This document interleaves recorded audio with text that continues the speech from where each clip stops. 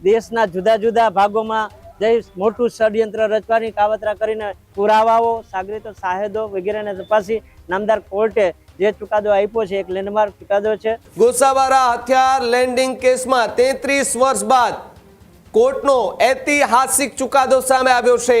કુખ્યાત ડોન દાઉદ ઇબ્રાહિમના ઇશારે આતંકી કાવતરું ઘડાયું હોવાની વાત સામે આવી હતી। આ કેસને ગુજરાતના ઇતિહાસનો સૌથી મોટો કેસ જે છે તે મનાઈ રહ્યો છે।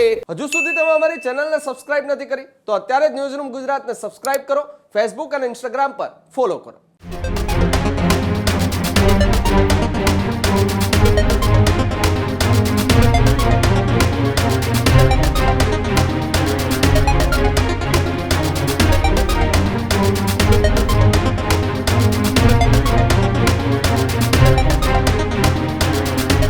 સમાચારોમાં આગળ વાત જામનગરથી એક મોટા સમાચાર સામે આવી રહ્યા છે। 1993 ના મુંબઈ બ્લાસ્ટ કેસને લઈને સૌથી મોટા સમાચાર સામે આવી રહ્યા છે।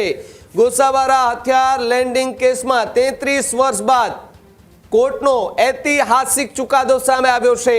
જામનગરની સ્પેશિયલ ટાડા અદાલતે આ કેસમાં મહત્વપૂર્ણ નિર્ણય લીધો છે। કુખ્યાત ડોન દાઉદ ઇબ્રાહિમના ઇશારે આતંકી કાવતરું ઘડાયું હોવાની વાત સામે આવી હતી। બાબરી ધ્વસ્તનો બદલો લેવા માટે આ ભયાનક યોજના પણ ઘડાઈ હોવાની વાત હતી। જ્યારે સ્પેશિયલ જજ આરપી મોગેરાએ 12 જેટલા આરોપીઓને દોષિત જાહેર કર્યા છે। તેમાંથી 10 જેટલા આરોપીઓને 5 વર્ષની કેદ અને 5000 રૂપિયાનો દંડ ફટકારવામાં આવ્યો, જ્યારે અન્ય 2 આરોપીઓ છે તેમને 7 વર્ષની સખત કેદ અને 8000 રૂપિયાનો દંડ ફટકારાયો છે। આ કેસમાં 15 જેટલા આરોપીઓને ભાગેડુ જાહેર કરવામાં આવ્યા છે। આ કેસને ગુજરાતના ઇતિહાસનો સૌથી મોટો કેસ જે છે તે મનાઈ રહ્યો છે। હથિયાર લેન્ડિંગ કેસ જે છે તેનો સૌથી મોટો કેસ મનાઈ રહ્યો છે। ત્યારે હથિયારો કરાચીથી સદા અલ બહાર બ્લોચ મારફતે એ રવાના કરવામાં આવ્યા હતા, જ્યાં મધ દરિયામાં બિસ્મિલ્લા લોન્ચમાં આ જથ્થો જે છે તે ટ્રાન્સફર કરવામાં આવ્યો। પોરબંદરના ગોસાવારા બંદર પર હથિયારો ઉતારવામાં આવે છે। આમાં હથિયારોની સાથે સાથે આરડીએક્સ, હેન્ડ ગ્રેનેડ, આધુનિક રાઇફલો જે છે તે પણ જોવા મળી હતી। તપાસમાં પાકિસ્તાની સિક્યુરિટી એજન્સીની સંડોવણી જે છે તે હોય તેવી પણ ચર્ચાઓ થતી જોવા મળી રહી હતી ને એને લઈને પણ મોટા ખુલાસા થઈ રહ્યા છે। કેસમાં અત્યાર સુધીમાં કુલ 46 આરોપીઓમાંથી 11 આરોપીઓ કે જેઓ કેસ દરમિયાન એટલે કે જ્યારે આ કાર્યવાહી ચાલી હતી તે દરમિયાન 11 જેટલા આરોપીઓ મૃત્યુ પામ્યા છે। 6 જેટલા આરોપીઓને પુરાવાના અભાવે ડિસ્ચાર્જ કરી દેવામાં આવ્યા છે અને 29 આરોપીઓએ સુનાવણીનો સામનો કર્યો હતો, જ્યારે લાંબી કાનૂની લડત બાદ આ ચુકાદો ઐતિહાસિક જે છે તે માનવામાં આવી રહ્યો છે।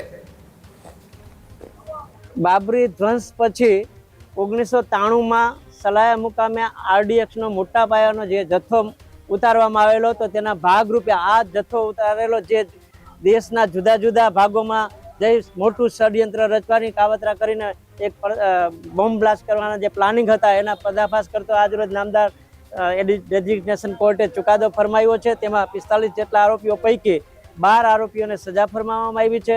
11 જેટલા આરોપીઓનું અવસાન થઈ ગયું હતું અને બાકીના શંકાનો લાભ આપીને છોડી મૂકવામાં આવ્યા છે। સમગ્ર ચુકાદાની જો વાત કરીએ તો બાબરી ધ્વંસ પછી દાઉદ ઇબ્રાહિમને એના સાગરીતો દ્વારા દેશને તબાહ કરવાનું એક ષડયંત્ર જે હતું એનો પર્દાફાશ કરતો આજે ઘણા બધા ચુકાદાઓ ધ્યાને લઈ પુરાવાઓ, સાગરીતો, સાહેદો વગેરેને તપાસી નામદાર કોર્ટે જે ચુકાદો આપ્યો છે એક લેન્ડમાર્ક ચુકાદો છે અને આજે ભારત દેશની અંદર જે પેલા થતી પ્રવૃત્તિઓને એક સબક રૂપ આપતો એક ચુકાદો છે। સલાયા મુકામે આનું લેન્ડિંગ થયું હતું, સલાયા મુકામે અને ગોસાબારા આનું લેન્ડિંગ થયું હતું। જે લેન્ડિંગમાં જે આરડીએક્સને જે આવ્યું હતું 156 સહિતની જે દારૂગોળો વગેરે દેશના જુદા જુદા ભાગમાં મોકલવાનો હતો એનો આ પર્દાફાશ થયો। મુખ્ય જે સજા થઈ છે તેમાં ક્યાં ક્યાં નામ જે ચર્ચિત છે તેમાં દાઉદ ઇબ્રાહિમ છે 12 જેટલા નામ છે। હજુ સુધી તમે અમારી ચેનલને સબસ્ક્રાઇબ નથી કરી તો અત્યારે જ ન્યૂઝરૂમ ગુજરાતને સબસ્ક્રાઇબ કરો, ફેસબુક અને ઇન્સ્ટાગ્રામ પર ફોલો કરો।